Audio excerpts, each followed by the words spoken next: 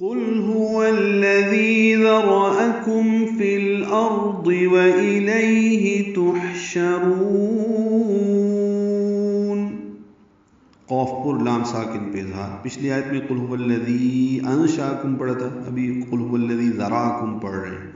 ہاں اقصی حلق سے ادا کریں گے. والذی میں واو کو الذی کے لام سے ملا دیں گے تو هو الذی ہے، اصل میں اس کو والذی نہیں پڑھنا، اس کو هو الذی ہی پڑھنا ہے. قل هو الذی، ذال کو نرمی سے ادا کرنا ہے، 2 حرکات لمبا کرنا ہے. ذراکم ذال نرمی سے پڑھیں گے، را پر پڑھیں گے، حمزہ کو جلدی سے ادا کریں گے، واضح پڑھیں گے بالجہر. کاف باریک ہے، میم ساکن پہ اظہار شفوی ہے. ذراکم ذراکم ذراکم یہ غلط ہے. ذراکم فی الارض لام ساکن پہ اظہار، را دونوں پر ہیں. فی الارض و الیہ لی یعلین ہے، نرمی سے پڑھیں گے، ہاں سے حلق سے ادا کریں گے. تحشرون میں ہا ساکن ہے، اس میں ہم سے شین کو جلدی پڑھیں گے، را پر پڑھیں گے، را کو لمبا کریں گے. تحشرون نون ساکن پہ اظہار ہوگا. آپ کہیے وہی ہے جس نے تمہیں زمین میں پھیلایا ہے اور اسی کی طرف تم جمع یعنی اکٹھے کیے جاؤ گے.